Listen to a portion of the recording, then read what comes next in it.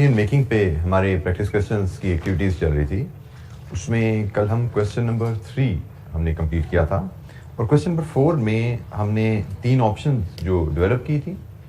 एक था refining plant for alpha, then दूसरी ऑप्शन थी उसी प्लांट पे आप बीटा को रिफाइन कर सकते हैं, और तीसरी ऑप्शन एक्सपेंशन प्लांट की थी। तो क्वेश्चन नंबर 4 में हम जो वर्किंग कर चुके हैं वो ये हमारे सामने है जी। इस वक्त ये वर्किंग हम ऑलरेडी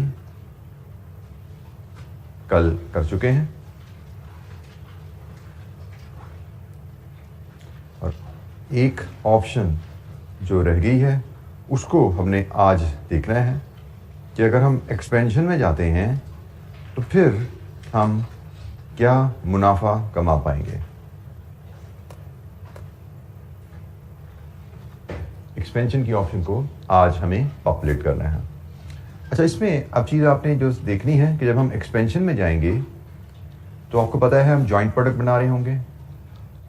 हम अल्फ़ा बीटा की जॉइंट प्रोडक्ट बनाएंगे और ये जॉइंट प्रोडक्ट हमारी कंट्रीब्यूशन तक बात इकट्ठी रहेगी।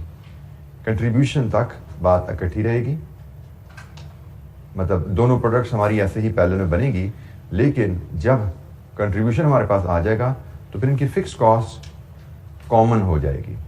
तो इसलिए हमें मंथली कंट्रीब्यूशन तक इनको प्रोडक्ट वाइज अलग-अलग देखना पड़ेगा। इसके बाद इनकी फिक्स कॉस्ट जो कि कॉमन है, हम कंट्रीब्यूशन को इकट्ठा करके एक ही प्रॉफिट की फिगर डिटर्मिन कर रहे होंगे। तो ये जनाब हमारा जो फॉर्मेट है जिसको हमें पॉपुलेट करना है इस ऑप्शन के लिए। प्रॉफिट की फिगर यहाँ पे एक ही आएगी, लेकिन प्रोडक्ट्स दो हैं तो इसलिए कंट्रीब्यूशन दोनों का अलग-अलग देखना पड़ेगा हमें। तो अल्फ़ा बीटा को अगर हम बेचते हैं एक्सपेंशन के बाद तो अल्फ़ा की सेल वैल्यू कितनी है? एक्सपेंशन के बाद मतलब स्प्लिट ऑफ पॉइंट पे बेचते हैं। अल्फ़ा बिकता है 1000 का, ऐसा ही है जी, और बीटा बिकता है 1125 का। नेक्स्ट, अगर हम इस तरह चलते हैं तो इनकी वेरिएबल कॉस्ट क्या आएगी? तो जनाब वेरिएबल कॉस्ट हम दिसंबर में गिवन है, दिसंबर की वेरिएबल कॉस्ट हमें गिवन है। कितनी है दिसंबर की वेरिएबल कॉस्ट? एक में यहाँ पे वर्किंग 1 में हम जाते हैं, हमें दिसंबर की वेरिएबल कॉस्ट गिवन है, इट इज 15 मिलियन प्लस 4890,000, ऐसे ही है जी। दिसंबर की वेरिएबल कॉस्ट गिवन है, लेकिन ये कॉस्ट है जॉइंट कॉस्ट है अल्फा और बीटा की। और नोट नंबर 3 में बताया गया है कि joint cost are apportion between alpha and beta according to the weight of their output. Weight of their output के बेसिस पे जॉइंट कॉस्ट को तकसीम किया जाता है। इसका मतलब क्या होता है?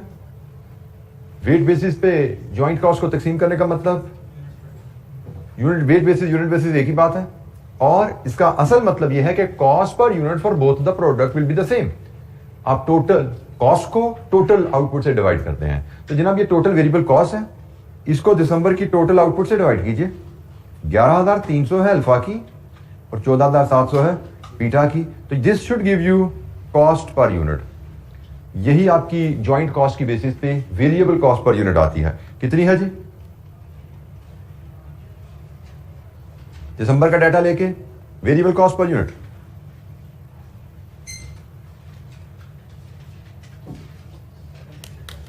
765। दिसंबर के डाटा के बेसिस पे वेरिएबल कॉस्ट पर यूनिट 65 है जनाब। तो वेट बेसिस पे जॉइंट कॉस्ट को तकसीम करने का मतलब होता है कि cost per unit for each product is the same. निकालने का एक तरीका क्या है कॉस्ट पर यूनिट डिटरमिन करने का? Total input cost divided with total production of each product. तो जनाब ये प्रोडक्ट हमारे पास की कॉस्ट आ गई 765। Let's feed it here. तो यहां से हमें मिल गया कंट्रीब्यूशन पर यूनिट अल्फा का कितना है?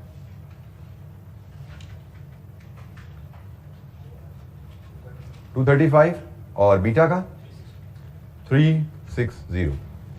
सो अल्फा और बीटा का कंट्रीब्यूशन पर यूनिट हमारे पास आ गया।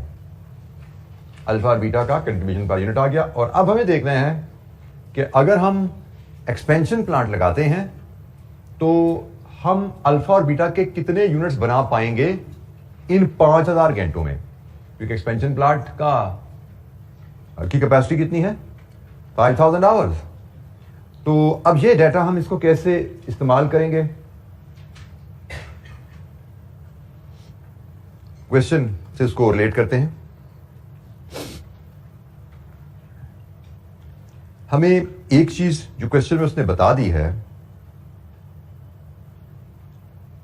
कि दिसंबर में हमने अल्फा बीटा की कितनी क्वांटिटी बनाई, ऐसा ही है, और दिसंबर में हमने कितने घंटे काम किया ये भी पता है। दिसंबर में हमने कितने घंटे काम किया, सिंपली डिवाइड करेंगे 230 पर आवर के हिसाब से डिवाइड करेंगे, आवर्स आ जाएंगे दिसंबर के। तो जनाब दिसंबर में कितने घंटों में अल्फा बना, कितना, इतने ही घंटों में इतना बीटा बना। इसी रिलेशनशिप को यूज करना है हमने। 5000 घंटों में कितना अल्फा बनेगा, 5000 घंटों में कितना बीटा बनेगा। तो पहले यहां से जरा आवर्स निकाल लेते हैं। हम एक वर्किंग 2 बनाते हैं, इसके लिए वॉल्यूम के लिए हम वर्किंग 2 बनाते हैं, और वर्किंग 2 में सबसे पहले आवर्स वर्कड इन दिसंबर लेते हैं। तो ये है जी 4890,000 खर्चा है, और 230 के हिसाब से खर्चा लगा पर आवर के हिसाब से। तो आवर्स कितने हैं, 261। ये जी आवर्स हैं आपके पास जो इन पे आपने काम किया। अब सीधी सी बात है, आवर्स दिसंबर के, प्रोडक्शन दिसंबर की, जितने प्रोपोर्शन में आवर्स कम होंगे उतनी प्रोपोर्शन में प्रोडक्शन कम होगी ना। तो हमारे पास नए प्लांट के कितने आवर्स हैं अल्फा, तो इसका मतलब 5000 आवर्स हैं 21261 के मुकाबले में। ऐसा ही है, आवर्स इतने प्रोपोर्शन में बचे तो अल्फा की प्रोडक्शन भी इतने प्रोपोर्शन में मिलेगी हमें। कितनी प्रोडक्शन मिल रही है अल्फा की, 2657 लीटर्स। और इसी अंदाज में आप बीटा की प्रोडक्शन निकाल लो। आवर्स तो यही है 5000, ज्वाइंट प्रोडक्ट्स है ना। तो जिस टाइम में अल्फा के 2657 बनेंगे, बीटा के कितने बनेंगे, 3457 लीटर। सिंपल रिलेशनशिप है। हमें बताया गया है कि भाई इतने आवर्स में ये यूनिट्स बनते हैं, इतने आवर्स में ये यूनिट बनते हैं। तो 5000 में कितने बनेंगे हमने वर्कआउट कर लिया कि जब हमारे पास 21,261 के मुकाबले में 5000 घंटे हैं, तो आवर्स जितने हिस्से रह गए, जितना हिस्सा आवर्स का रह गया उतना हिस्सा प्रोडक्शन का होगा, जितना हिस्सा आवर्स का रह गया उतना हिस्सा प्रोडक्शन का रहेगा। तो आप इसको किसी और अंदाज से भी एक्सप्रेस करना चाहो कर सकते हो, बट अल्टीमेटली यही आंसर्स आपको मिलने वाले हैं। इसको कैलकुलेट करने का, देखने का एक अंदाज आप इस तरह भी देख सकते हो। मैं अगर अल्फा के लिए आपको दिखाऊं, अल्फा की कैलकुलेशन आपसे शेयर करूं, तो आपके पास 5000 आवर्स अवेलेबल हैं। आप कह सकते हो कि मुझे 1 लीटर अल्फा बनाने के लिए कितना टाइम चाहिए। 1 लीटर अल्फा बनाने के लिए कितना टाइम चाहिए भाई, आवर्स को लीटर से डिवाइड कर दो ना, यही तरीका है ना। टोटल इतना टाइम है, और 1 लीटर अल्फा के लिए कितना टाइम लगता है, आवर्स डिवाइड बाय लीटर। तो मैथमेटिकली यही बन जाता है। ये डिवीजन ऊपर आगे मल्टीप्लाई हो जाएगा। आप इसको इस तरह देखना चाहो, इस तरह देखना चाहो, जैसे मर्जी इसको देखो, आंसर आपका यही आ रहा है। Total hours divide with hour per litre, तो नंबर ऑफ लीटर्स आ गए। लीजिए जी, अब वॉल्यूम भी आपके पास अवेलेबल हो गया, 2657 एंड 3457। 2657 3457 मल्टीप्लाई कीजिए, कंट्रीब्यूशन अल्फा का क्या बनेगा, 624395 1244 520। सम कीजिए, टोटल कंट्रीब्यूशन कितना बना इनका,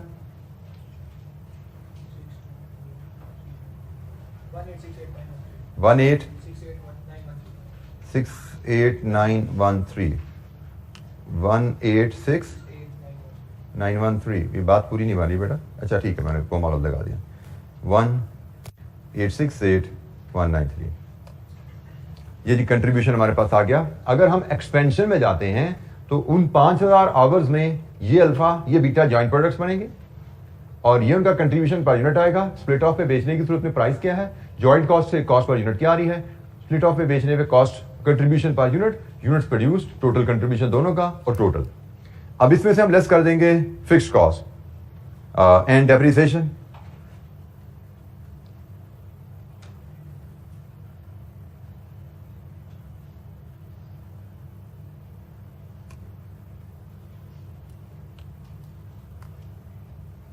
तो जनाब एक्सपेंशन प्लांट की monthly fixed cost is, expansion plant की monthly fixed cost is 250,000 given है क्वेश्चन में, और एक्सपेंशन प्लान की डेप्रिसिएशन 20,000 रुपीज इन 1000 में फिगर दी हुई है, minus 1400 divided with 20 divide with 12, कितनी डेप्रिसिएशन है जी इस प्लांट की? मंथली डेप्रिसिएशन चाहिए।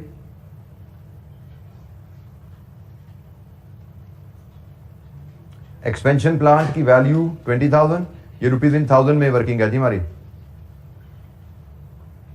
कितनी जी?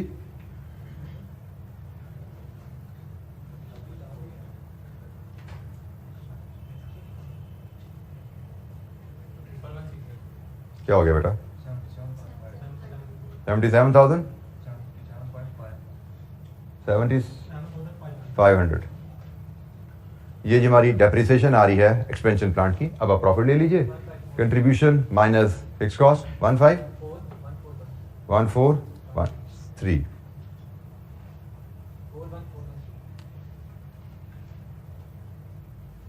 लीजिए जी। और option giving highest profit will be preferred, ये हाँ जी ऑप्शन मंथली हाईएस्ट प्रॉफिट आ रहा है, तो हमारा डिसीजन है कंपनी को रिफाइनिंग प्लांट लगाना है और अल्फा को रिफाइन करके बेचना है। This option will generate the highest monthly profit.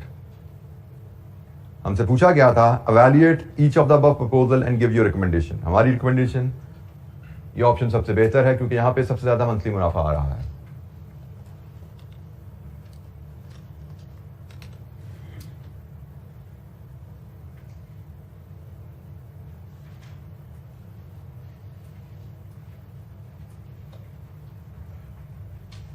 जी कोई सवाल?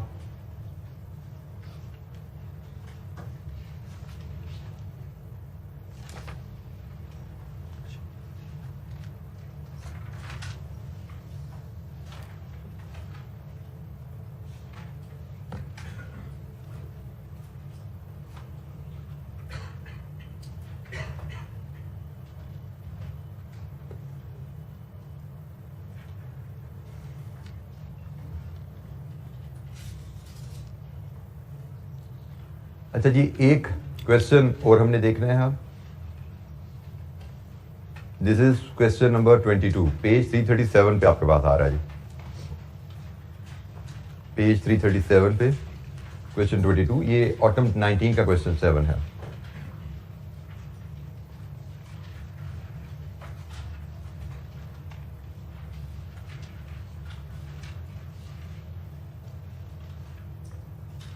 ऑटम 19 क्वेश्चन 7, हमारे पास इस क्वेश्चन का पहला पार्ट डिस्क्रिप्टिव है। Explain briefly what is meant by term inventory control, suggest and explain the method of stock valuation which should be used in times of fluctuating prices. 5 number का मतलब आपके पास तकरीबन कोई 7-8 मिनट, 7-8 मिनट का मतलब आपके पास लगभग को आधा सफ़ा आपको भरना है। ये चीज़ ध्यान में रखिएगा, 2 लाइनों में इसका जवाब लेकर जा रहे हैं, इसका मतलब आपको 2 में से नंबर मिलेंगे या 1 में से नंबर मिलेगा, वो आपको 1 नंबर मिले 1.5 नंबर मिले। बड़ी आसानी से आप नंबर्स को क्वांटिटी कंटेंट की क्वांटिटी में ट्रांसलेट करते हो। 5 नंबर 8 मिनट, 8 मिनट आधा सफ़ा।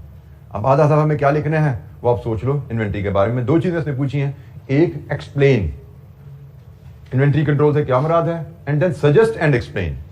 अब ये वर्ड जरा देखिएगा, सजेस्ट एंड एक्सप्लेन, सिर्फ सजेशन नहीं है एक्सप्लेनेशन भी है। जैसे मैं पहले इस पार्ट की बात कर लूं, suggest and explain the method of stock valuation which should be used in times of fluctuating prices. जब प्राइसेस ऊपर नीचे हो रही हों उस पीरियड में कौन सा इन्वेंट्री वैल्यूएशन का मेथड का यूज रिकमेंडेड है? Weighted average. तो आंसर का पहला हिस्सा, in the period of price fluctuation weighted average method of inventory valuation is use of weighted average method is suggested. ये सजेस्ट हो गया। अब हमारी मेजोरिटी बच्चे क्या करते हैं, मैं तो जवाब ठीक लिख के आया था, मुझे नंबर क्यों नहीं पूरे मिले, मैं फेल क्यों हो गया? ये थ्योरी में बड़ी कॉमन रीजन होती है, मैं तो बड़ा अच्छा पर्चा करके आया था, फेल पता नहीं क्यों हो गया। भाई अच्छा पर्चा खाक है, आपने सिर्फ सजेस्ट किया है, उसने कहा था एक्सप्लेन भी करो, आपने एक्सप्लेन किया था? भाई ये तो देखा ही नहीं किसी ने, बस हमने तो देखा भाई कौन सा मेथड यूज होता है बता दिया, बट ये नहीं सोचा कि उसने कहा था सजेस्ट भी करो, बताओ भी क्यों यूज होता है। एक्सप्लेन से मुराद कि भाई फ्लक्चुएटिंग प्राइसेस में क्यों कह रहे हो आपके वेटेड एवरेज यूज करना बेहतर है। तो अब आपको इसके 2-4 फायदे बताने हैं यहाँ पे एक्सप्लेनेशन में कि भाई हम weighted average method in the period of fluctuating prices में, वेटेड एवरेज मेथड हमें पास्ट की प्राइसेस और करंट प्राइसेस को एवरेज कर देता है, और एवरेज होने से प्राइस फ्लक्चुएशन जो है वो छुप जाती हैं, कम हो जाती हैं। अदरवाइज मैं ये डेस्क बना रहा हूं, एक दिन मैंने डेस्क बनाया, हाई प्राइसेस थी, ये इसकी कॉस्ट आएगी मेरे पास 1000, अगले दिन मटेरियल की प्राइस जो मैंने इस्तेमाल किया वो कम प्राइसेस आया था, इसकी कॉस्ट आएगी 900 रुपए। तो अगर कॉस्ट मैं रोज रोज बदलूंगा तो मेरी प्राइस भी रोज रोज बदल रही होगी, विच इज नॉट फेयर। या प्राइस नहीं बदल रहा तो मेरा प्रॉफिट पर यूनिट रोज रोज बदल रहा होगा, again which is not normal. So इसलिए period of high fluctuating prices आप यूज करते होते एवरेज कॉस्टिंग, जिससे जो हाई प्राइसेस और लो प्राइसेस में जो फ्लक्चुएशन है वो स्मूथ आउट हो जाती है एवरेजिंग से, और आपके जो कॉस्टिंग्स हैं और जो आपके जो प्रॉफिटेबिलिटीज हैं वो थोड़े से रिलेटिवली स्टेबल रिपोर्ट होते हैं। मतलब कॉस्ट पर यूनिट में बहुत ज्यादा उतार चढ़ाव नजर नहीं आता, प्रॉफिटेबिलिटी में भी बहुत ज्यादा उतार चढ़ाव नजर नहीं आता, स्मूथ आउट हो जाते हैं रिजल्ट आपके, जो कि दिखने में और रिव्यू करने में नॉर्मल लगते हैं। सो सजेस्ट एंड एक्सप्लेन। सिमिलरली यहां पे explain what is meant by inventory control. So inventory control से हमराद वो तमाम सिस्टम्स हैं जो हमने इन्वेंट्री में पढ़े थे, जिसमें रिकॉर्ड कीपिंग थी, जिसमें ईओक्यू था, जिसमें रीऑर्डर लेवल था, जिसमें सेफ्टी स्टॉक था। हर वो इन्वेंट्री से रिलेटेड डिसीजन या प्रोसेस जिसकी मदद से हम इन्वेंट्री कॉस्ट को मिनिमाइज करने की कोशिश करते हैं। इवन फिजिकल स्टॉक चेक, ये भी हमारा इन्वेंट्री कंट्रोल का एक हिस्सा है। हमने कहा है ना कि पीरियड एंड पे फिजिकल स्टॉक चेक होना चाहिए। उसका मकसद क्या है कि लोगों को पता हो फिजिकल चेकिंग होती है, कोई चोरी चिकारी नहीं करनी। फिजिकल चेकिंग होगी, काउंटिंग होगी, चोरी चिकारी पकड़ी जाएगी, इन्वेस्टिगेशन होगा तो हम पे खुदा न खासा इल्जाम भी आ सकता है। सो मोहतात रहो, ख्याल करो चीजों का। सो ये सारी चीजें आपके इन्वेंट्री कंट्रोल सिस्टम में आती हैं, जो हमने पीछे इन्वेंट्री वैल्यूएशन के चैप्टर में कुछ कंट्रोल्स पढ़े थे, और फिर हमने इन्वेंट्री मैनेजमेंट के चैप्टर में कुछ हमने टूल्स सीखे थे जिनकी मदद से हम इन्वेंट्री कॉस्ट को कंट्रोल कर रहे थे। एक्सप्लेन थ्योरी में मैंने को बताया था, बेशक हमारे पेपर में तो 3, 4, 5 नंबर की थ्योरी आती है, लेकिन आप अपने सीए की स्टडीज में बेतहाशा थ्योरी के पेपर दे रहे होगे। जैसे कैप में आपके पास बी लॉ है, एम लॉ है, ऑडिट है, एमएफए में जाओगे वहां पे थ्योरी है, टैक्स पढ़े वहां पे थ्योरी आधी से ज्यादा, तो थ्योरी आपको मिलेगी। बहुत जरूरी है कि आप ये एक्शन वर्ब पिक करो कि भाई ये क्या मांग रहा है वो हमसे, क्या मांग रहा है वो हमसे। एक्शन वर्ब और मार्क्स, इन चीजों को देख के ही जवाब लिखते हैं। कितनी कंटेंट हमारे क्या होगा जवाब का, कितनी उसकी लंबाई होगी और कितनी उसकी गहराई होगी, यहां से पता लगता है। अगर आप मार्क्स को नहीं देख रहे, ये वर्ड्स पिक नहीं कर रहे, तो आप पुअरली परफॉर्म करने जा रहे हो थ्योरी के सेक्शन में। मैं फिर कह रहा हूं हमारे पेपर में इतना मैटर नहीं करता, 3-4 नंबर है ना, पुअर भी कर लोगे तो कितना कर लोगे आप, लेकिन यहाँ पे पूरा पेपर ही 100 का थ्योरी का है। वहां पे आपकी परफॉर्मेंस अगर पुअर है तो आप पासिंग मार्क्स से करीब भी नहीं पहुंचते, क्योंकि थ्योरी में वैसी स्कोरिंग लो होती है ना। न्यूमेरिकल में तो एक न्यूमेरिकल ठीक किया 10/10, थ्योरी में आप बिल्कुल ठीक भी कर दोगे तो कहीं 5 आएंगे, कहीं 6 आएंगे, कहीं 7 आएंगे, depending upon the quality of your expression. कितनी अच्छी अंग्रेजी लिखते हो, क्योंकि आपके दिमाग में हो सकता है पूरा नॉलेज हो, लेकिन अगर पेपर पे लिखना नहीं आता तो एग्जामिनर को कैसे पता लगेगा। एग्जामिनर को तो आपका नॉलेज वही पता लगा जो आपने पेपर पे लिखा। तो पेपर पे अगर आपको एक्सप्रेशन अच्छा नहीं है तो आपको नॉलेज होने के बावजूद नंबर आपको अच्छे नहीं मिल पाते, ये आपने ख्याल रखना है।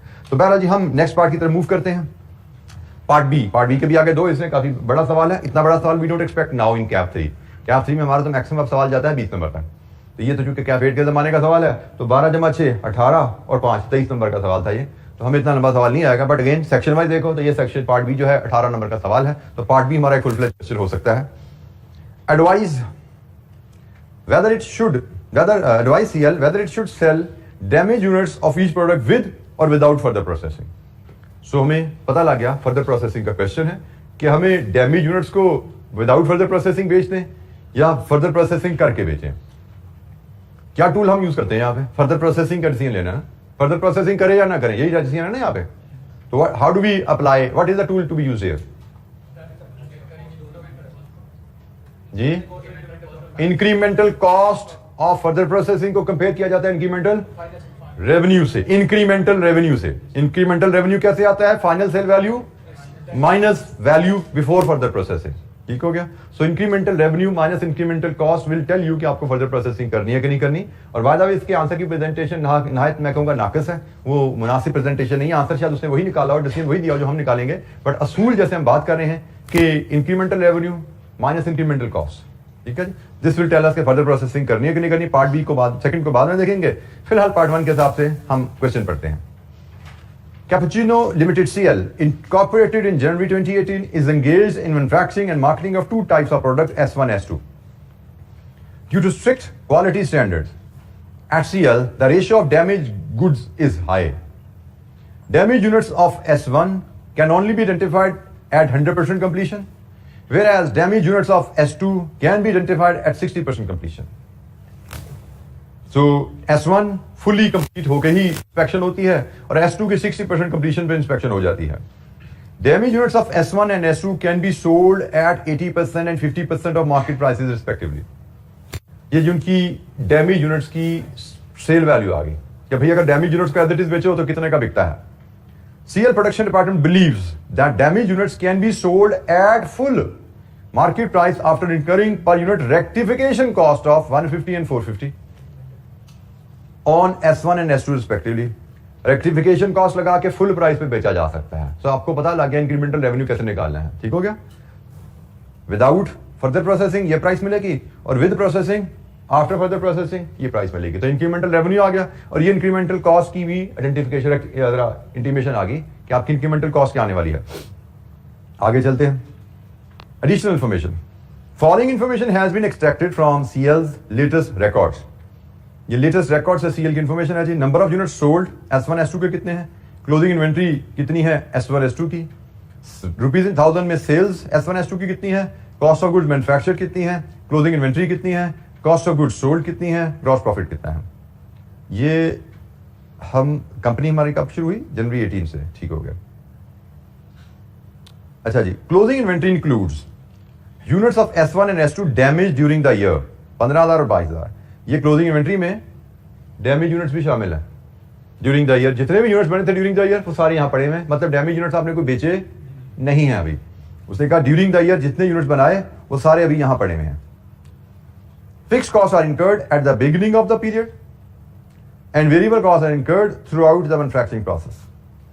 फिक्स कॉस्ट शुरू में ही जैसे ही आप समझो प्रोडक्शन प्रोसेस में आई फिक्स कॉस्ट उसी को चार्ज कर दी जाती है. प्रोडक्ट में फिक्स कॉस्ट पहले चार्ज की जाती है और variable cost evenly through out the process इनकर होती है. Cost of goods manufacture include fix cost of 80 million. ये जिस फिक्स कॉस्ट की बात की जा रही है वो इसमें शामिल है. टोटल 80 मिलियन की है. टोटल 80 मिलियन की कॉस्ट ऑफ गुड्स मैन्युफैक्चर में फिक्स कॉस्ट है which is allocated on the basis of total units produce. Units produce की बेसिस को तकसीम किया जाता है. Selling expenses during the period was 1% of sales. ये जीपी तक बात आई है. इसके बाद सेलिंग एक्सपेंसेस भी आते हैं. उसने कहा जी 1% ऑफ सेल्स हैं. अच्छा जी. अब हमें फर्दर प्रोसेसिंग के हिसाब से इसको लेके चलना है. तो फर्दर प्रोसेसिंग के लिए डाटा हमने देखा. अब हम जरा फॉर्मेट बनाते हैं कि ये हम कैसे इससे डील करेंगे. फर्दर प्रोसेसिंग के लिए 2 प्रोडक्ट्स हैं जिनके बारे में हमें फैसला करना है. एक प्रोडक्ट S1 दूसरी S2. तो जनाब दोनों प्रोडक्ट्स के लिए 2 कॉलम बना के हम चलते हैं.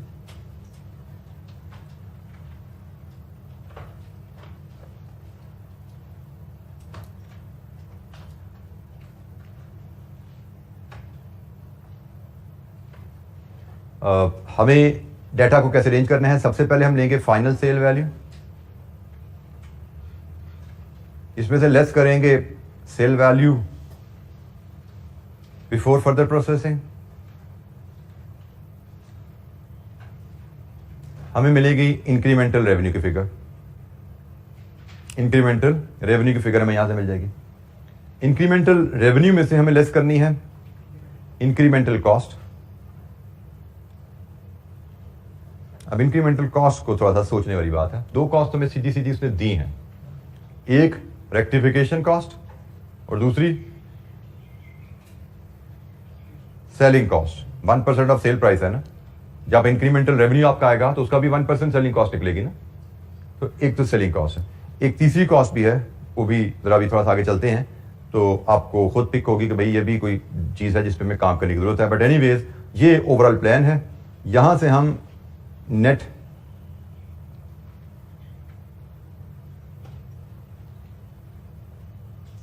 कॉस्ट या सेविंग निकालेंगे और फिर बताएंगे कि फर्दर प्रोसेसिंग करनी है तो किसकी करनी है. अच्छा जी. Final sale value. Final sale value से मुराद हम S1 S2 को फिनिश्ड करके किस प्राइस पे बेचते हैं. तो वो हमें बिल्कुल ठीक है. रेवेन्यू हमें गिवन है. रेवेन्यू को यूनिट से डिवाइड कर दें. रेवेन्यू हमारा रुपीज इन थाउजेंड में है. तो जो कीजिएगा S1 का रेवेन्यू कितना है 492,800. ये रुपीज इन थाउजेंड में है. इसका यूनिट्स इन थाउजेंड से डिवाइड कर दें 347. तो रुपीज में फिगर आ जाएगी कितनी जी 1420. ये S1 की फाइनल प्राइस है. रेवेन्यू रुपीज इन थाउजेंड में था तो मैंने यूनिट्स भी 1000 में ले लिए तो वैल्यू प्राइस जो है वो रुपीज में आ गई मेरे पास. सिमिलरली हम S2 की भी प्राइस पर यूनिट फाइनल निकालते हैं 349 रेवेन्यू, सॉरी 3760 डिवाइड विद 2127, ये जी S2 की फाइनल सेल वैल्यू है। सो अगर रेक्टिफाई करके फिनिश्ड करके S1 S2 को बेचा जाए तो ये कमाया जाता है, और अगर डैमेज सूरत में बेचा जाए तो S1 से मिलते हैं हमें 80%। डैमेज सूरत में S1 की प्राइस है फाइनल सेल वैल्यू का 80%, कितनी बनी 1136, और S2 की फाइनल का 50% 1064। लीजिए जी इंक्रीमेंटल रेवेन्यू 284 1063, ये है इंक्रीमेंटल रेवेन्यू। S1 को फर्दर प्रोसेस करके बेचेंगे, रेक्टिफाई करके बेचेंगे तो जनाब 284 का इंक्रीमेंटल रेवेन्यू है। S2 को रेक्टिफाई करके बेचेंगे तो हमारा इंक्रीमेंटल रेवेन्यू क्या है। अच्छा जी, अब रेक्टिफिकेशन कॉस्ट तो रेडीली हमें बताई भी हैं। S1 की 150 है और S2 की 450 है, और सेलिंग कॉस्ट 1%, ये भी उसने बताई भी है हमें। तो ये जनाब 1% ऑफ से दिस इज Z, तो 1% इंटू Z कितनी है जी, इसको 3 कर लें, और ये कितना है जी 11, हम राउंड ऑफ करके चल रहे हैं, ठीक हो गया जी। तो ये कहानी होगी इनकी।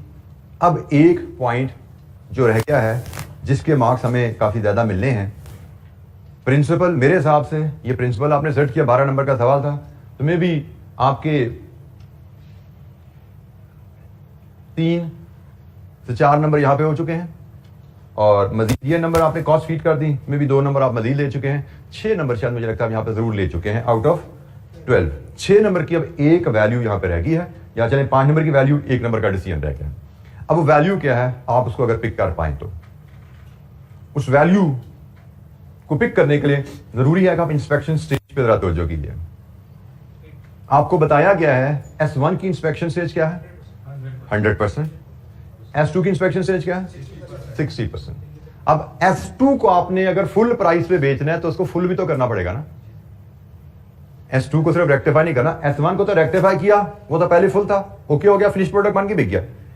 S1 तो फुल प्रोडक्ट नहीं है इंस्पेक्शन पे, उस पर सिर्फ रेक्टिफिकेशन नहीं करनी, उसको कंप्लीट भी करना है, समझ आई। S2 को हमने सिर्फ रेक्टिफाई नहीं करना, उसको कंप्लीट भी करना है। तो जनाब यहां पे आएगी वेरिएबल कॉस्ट, वेरिएबल कॉस्ट, और वो हमने S2 की वेरिएबल कॉस्ट लानी है और इसका 40% यहां पे ऐड करना है। आई समझ, S2 की हम वेरिएबल कॉस्ट पर यूनिट लाएंगे, वो 40% भी यहां पे ऐड करनी पड़ेगी, क्योंकि 60% इंस्पेक्शन हुई तो रेक्टिफिकेशन कॉस्ट भी लगानी है और उसको कंप्लीशन कॉस्ट भी तो लगनी है ना। तो अब हमें फर्दर प्रोसेसिंग में, क्योंकि हम जब यहां पे बेच रहे हैं ना डैमेज प्रोडक्ट, तो ये तो इंस्पेक्शन पे निकला 60% कंप्लीट था, डैमेज था, बेच दिया इतने का। अगर इतने का बेचना चाहते हो तो सिर्फ रेक्टिफाई नहीं करना, कंप्लीट भी करना है। तो अब हमें वेरिएबल कॉस्ट चाहिए S2 की, और S2 की वेरिएबल कॉस्ट आपकी निकलेगी goods, cost of goods manufactured में से। अच्छा, हमें बाय द वे मैं वेरिएबल कॉस्ट जो चाहिए आगे पार्ट 2 के लिए हमें S1 की भी जरूरत पड़ने वाली है, ठीक है। तो हम S1 S2 दोनों की वेरिएबल कॉस्ट निकालते हैं, और ये वेरिएबल कॉस्ट निकालने के लिए हमसे वर्किंग 1 बनाते हैं। वर्किंग 1 में हम देखेंगे कि हमारी total cost of goods manufactured क्या है,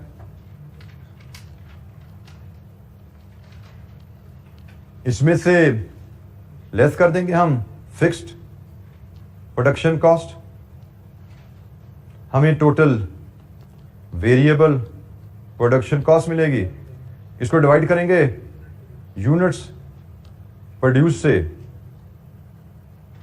हमें वेरिएबल कॉस्ट पर यूनिट मिलेगी। और ये हमें डाटा दोनों प्रोडक्ट्स के लिए बनाना है, S1 S2 के लिए।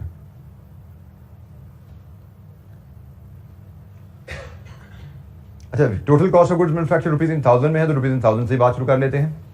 कितनी है कॉस्ट ऑफ गुड्स मैन्युफैक्चर्ड 431 430, और कॉस्ट ऑफ गुड्स मैन्युफैक्चर्ड 349 370। अब हमें इसमें से फिक्स कॉस्ट लेस करनी है। फिक्स कॉस्ट के बारे में उसने बताया है जी टोटल 80 मिलियन है। टेबल के नीचे आप बुलेट्स पे जाओ, Third bullet, cost of good manufactured include total cost of 80 million, which is allocated in the basis of total units produced. हमें तो 80 मिलियन को इन दोनों में तकसीम करना है ना, 80 मिलियन को इन दोनों में तकसीम करना है, तो हम एक वर्किंग 1 बनाते हैं, वर्किंग 1.1 बनाते हैं, जिसमें हम फिक्स कॉस्ट को तकसीम करने के लिए यूनिट्स डिटरमिन करेंगे कि भाई यूनिट्स हैं कितने, यूनिट्स प्रोड्यूस कितने हैं. वर्किंग 1.1, तो यूनिट्स सोल्ड हमारे पास हैं, S1 के कितने हैं 347,000, S2 के कितने हैं 218,000, और इन क्लोजिंग स्टॉक इन हैंड हमारे पास है 47,000, 34,000. इन the absence of opening stock in दोनों को सम करें तो ये यूनिट्स प्रोड्यूस है जी 394,000, 252,000. लीजिए जी, ये आपके यूनिट्स प्रोड्यूस्ड आ गए, units sold plus closing stock in hand. In the absence of information on opening stock we will assume opening stock will be 0. ठीक है जी, in the absence of opening stock information on opening stock हमारी assumption रहती है opening stock 0 है, और जब opening stock 0 है तो यूनिट सोल्ड आपके unit sold plus closing stock is unit produce. अब इस रेशियो में आपने तकसीम करना है 80 मिलियन को. तो जनाब फिक्स कॉस्ट आपकी S1 की जो रहेगी that will be 394 over 394 plus 252 into 80,000 rupees in thousand में अगर हम काम करें तो जनाब 48,793.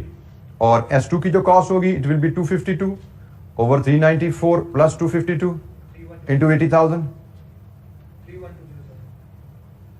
लीजिए जी, ये आपने 80,000 का ब्रेकअप बना लिया rupees in thousand. 80 million cost थी ना, तो आपने यूनिट प्रोड्यूस की रेशियो में इस कॉस्ट को तकसीम कर लिया.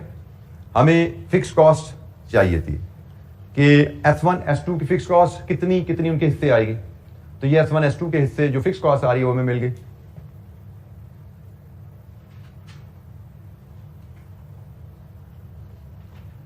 यूनिट्स प्रोड्यूस की बेसिस पे कॉस्ट को तकसीम करना है प्रोडक्ट्स में, तो यूनिट प्रोड्यूस की बेसिस पे कॉस्ट को तकसीम किया आपने, तो ये आएगी 48793 और 31207 382 जी जी. एनी क्वेश्चन, कोई सवाल?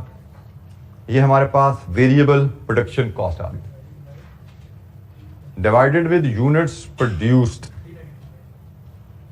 Divided with unit produce. तो जनाब S1 में तो कोई मसला नहीं है, वो तो 394,000 है, इसका तो कोई मसला नहीं है. ये तो वर्किंग 1.1 से आ रही है, वर्किंग 1.1 से 394 आ गया. बट जब हम वेरिएबल कॉस्ट की बात कर रहे हैं, जब हम वेरिएबल कॉस्ट की बात कर रहे हैं तो क्या S2 के भी यूनिट्स प्रोड्यूस वही हैं जो ये आ रहे हैं? The answer is no. Closing stock में डैमेज यूनिट्स जो हैं वो पार्शली कंप्लीट है. क्लोजिंग स्टॉक में डैमेज यूनिट्स पार्शली कंप्लीट हैं, तो यहां पे आपका फिर इक्विवेलेंट यूनिट का कॉन्सेप्ट आएगा. जरा देखिएगा इसकी वर्किंग को, ये मैं स्टार के साथ ये वर्किंग यहां पे दे रहा हूं. आपके पास इसके यूनिट्स हैं 218 प्लस 34, लेकिन हम कहते हैं 34 में डैमेज यूनिट्स भी शामिल हैं. कितने डैमेज यूनिट्स हैं? S2 के डैमेज यूनिट्स क्लोजिंग स्टॉक में जो शामिल है वो हैं 22,500. इनको निकालो भाई, ये पूरे नहीं है. ये कितने परसेंट है? इनका 60% बना के ऐड करो. तो वेरिएबल कॉस्ट के इक्विवेलेंट यूनिट्स आपके ये बनेंगे. वेरिएबल कॉस्ट में आपको इक्विवेलेंट यूनिट्स की टर्म में जाना पड़ेगा क्योंकि यहां पे पार्शली कंप्लीट यूनिट्स हैं. 240,000, 240,000. दोबारा चेक करो,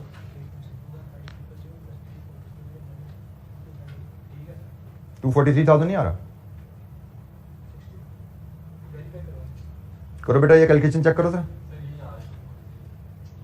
243,000.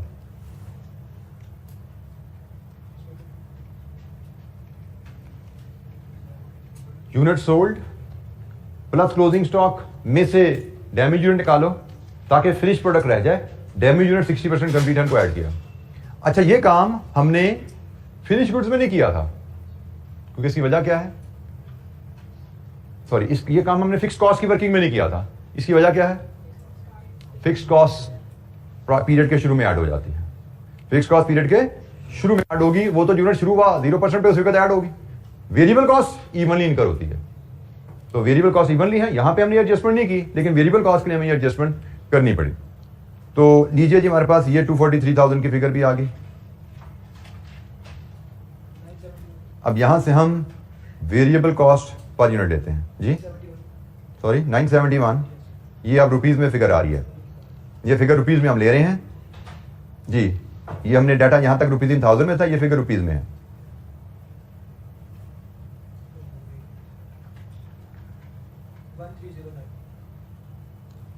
Variable cost per unit S1 की, S2 की।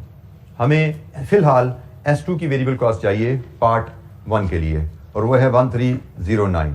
1309 का 40% ऐड कीजिए, क्या है यहाँ पे कॉस्ट में 524, और लीजिए बताइए जनाब नेट क्या बच रहा है।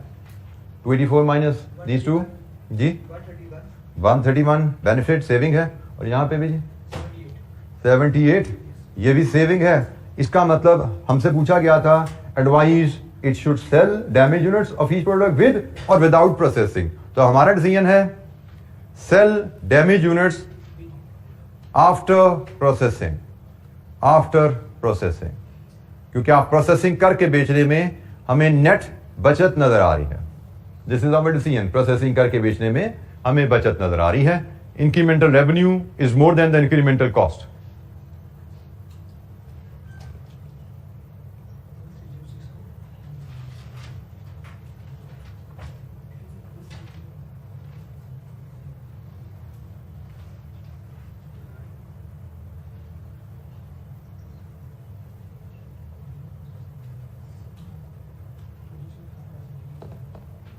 जी कोई सवाल? हमने 12 मार्क्स का पार्ट उसको कंप्लीट किया।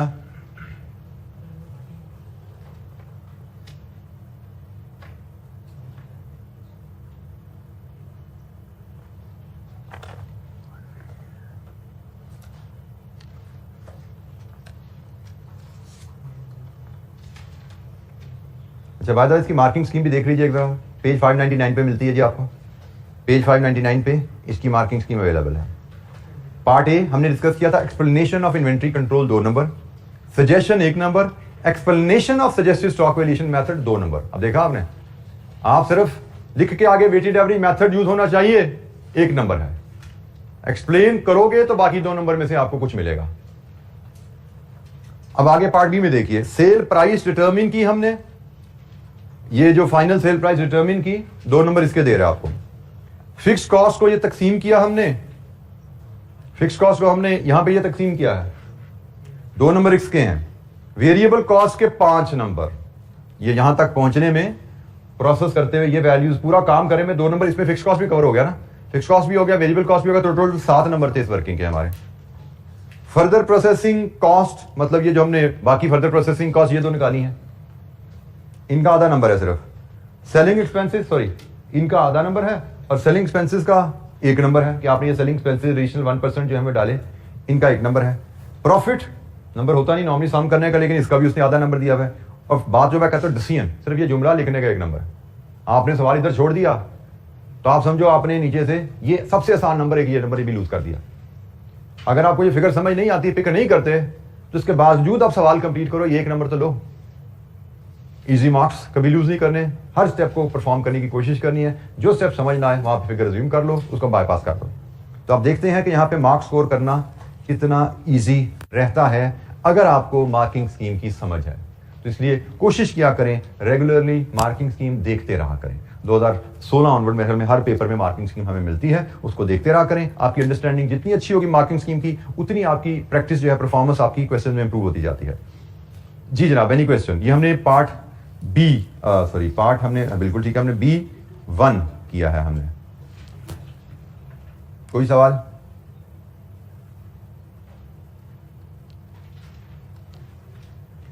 अच्छा जी, B2 हमें अब करना है। B2 की रिक्वायरमेंट है, determine value of damage units of S1 S2 included in closing stock inventory under each of the following situation. Value of closing inventory चाहिए हमें। डैमेज स्टॉक की। If CL opts for further processing, if CL does not opt for further processing. Inventory valuation का part है ये। Inventory valuation का असूल क्या है? लोअर ऑफ कॉस्ट और एनआरवी। उसने कहा जी वैल्यू ऑफ इन्वेंट्री बताइए डैमेज गुड्स की, तो इन्वेंट्री वैल्यूएशन का असूल है लोअर ऑफ कॉस्ट और एनआरवी। एनआरवी, अगर आप इस ऑप्शन पे चल रहे हो तो एनआरवी क्या है, अगर आप इस ऑप्शन पे चल रहे हो तो आपकी एनआरवी क्या है। तो दोनों ऑप्शन की एनआरवी लेनी है और दोनों ऑप्शन में हमें कॉस्ट निकालनी है। अच्छा, जब हम कॉस्ट की बात करते हैं तो कॉस्ट तो मार्जिन से भी आती है, एब्जॉर्प्शन से भी आती है। तो यहां पे कॉस्ट मार्जिन से लेनी है, एब्जॉर्प्शन से लेनी है। कॉस्ट ऑफ गुड्स मैन्युफैक्चर में क्या सिर्फ वेरिएबल प्रोडक्शन कॉस्ट शामिल है या फिक्स भी शामिल है? इसका मतलब एब्जॉर्प्शन, इसका मतलब एब्जॉर्प्शन कॉस्ट है। तो हमें एब्जॉर्प्शन कॉस्टिंग मेथड से कॉस्ट निकालनी है और हमें एनआरवी निकालनी है। तो हमें बेसिकली यहां पे मैं इसको दो हिस्सों में करता हूं। पहला मुझे लगता है जो सिंपल रहेगा कि जी company CL is not processing further, CL further process नहीं कर रही। तो फिर S1 S2 की एनआरवी और S1 S2 की, बल्कि हम पहले कॉस्ट ले आते हैं, पहले हम वेरिएबल कॉस्ट लाते हैं, इसमें फिक्स कॉस्ट ऐड करेंगे और फिर कॉस्ट पर यूनिट आ जाएगी। इसको हम कंपेयर करेंगे एनआरवी के साथ और फिर लोअर से this is A, this is B, बल्कि हम यहां पे यूनिट्स ऑफ डैमेज स्टॉक भी ले आते हैं, यूनिट्स लाते हैं और फिर lower of A and B, lower of A और बी मल्टीप्लाइड विद सी, ये हमारे पास वैल्यू ऑफ स्टॉक आ जाएगा। तो यूनिट्स तो ऑलरेडी हमारे पास हैं। डैमेज स्टॉक में S1 के हैं 15,000, S2 के हैं 22,500। हमने फर्दर प्रोसेसिंग का फैसला नहीं किया। अगर हमने फर्दर प्रोसेसिंग का फैसला नहीं किया, S1 पे हमारी वेरिएबल कॉस्ट कितनी आई है? 100%, 971। हमने फर्दर प्रोसेसिंग का फैसला नहीं किया, S2 पे हमारी कॉस्ट कितनी आई है? 60%, बिल्कुल ठीक है। 1309 का 60% कितनी आई? 785।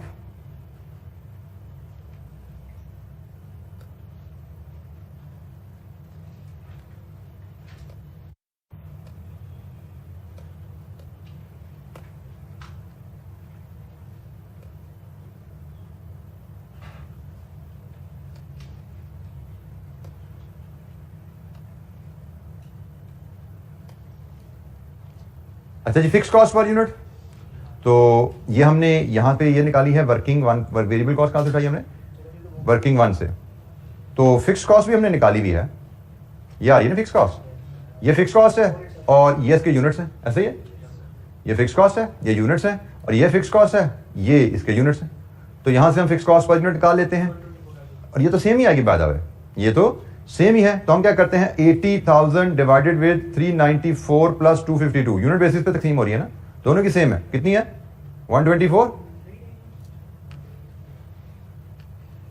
फिक्स कॉस्ट यूनिट बेसिस पे तकसीम हो रही है ना, 124। तो यूनिट बेसिस पे तकसीम होने का मतलब है कि टोटल कॉस्ट को टोटल यूनिट से डिवाइड कर दो, दोनों की सेम आनी है ना। तो टोटल कॉस्ट को टोटल, आप बजाय इसके इंडिविजुअल करो, इसको इससे डिवाइड करो, इसको इससे डिवाइड करो, तो भी यही है। आप टोटल कॉस्ट को टोटल आउटपुट से डिवाइड कर दो, तो भी यही है। यूनिट बेसिस पे तकसीम होने का मतलब है कि हर प्रोडक्ट के कॉस्ट पर यूनिट सेम है। तो फिक्स कॉस्ट 124 है। लीजिए जी कॉस्ट पर यूनिट S1 की 1094, S2 की 1095, S2 की 909। लीजिए जी, ये हमारे पास कॉस्ट पर यूनिट आ गई, कॉस्ट पर यूनिट आ गई जी। Any question? अब हमें एनआरवी चाहिए। तो एनआरवी हमारे पास जब हम बेच रहे हैं विदाउट फर्दर प्रोसेसिंग, तो ये सेल वैल्यू है, इसमें से सिर्फ ये सेलिंग कॉस्ट निकलेगी। एग्रीड? या डायरेक्ट 99% ले लो। 1136 का एनआरवी आपकी 1136 का 99% है और 1113 या दूसरा केस है आपका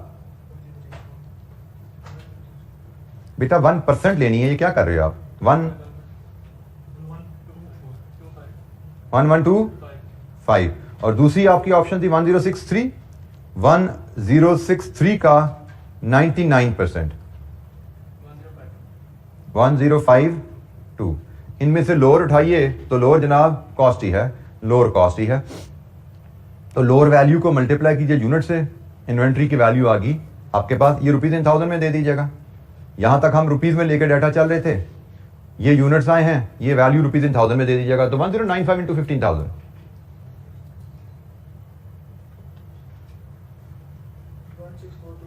जी 1642 बेटा जीरो की जरूरत नहीं, बस रुपीज इन थाउजेंड लिख दिया ना मैंने यहाँ पे जी। नेक्स्ट 909 इंटू 22,500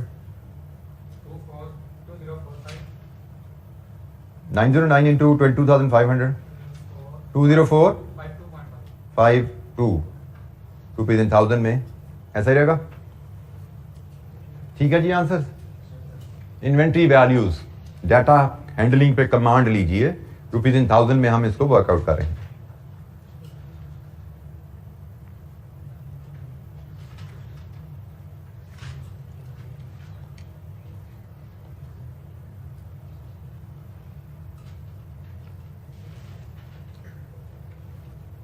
अच्छा, जिसका जो नेक्स्ट पार्ट है वो आपकी असाइनमेंट रहेगा, उसका सॉल्यूशन मैं इसके नीचे आपसे ऐड करके शेयर कर लूँगा कि अगर company opt for further processing, company ने फैसला किया है फर्दर प्रोसेसिंग करके बेचना है, if this is companies policy, तो फिर हमारी कॉस्ट पर यूनिट क्या रहेगी, फिर हमारी एनआरवी क्या बनती है, देन लोअर ऑफ कॉस्ट और एनआरवी इनटू यूनिट्स हमारी वैल्यू क्या आएगी।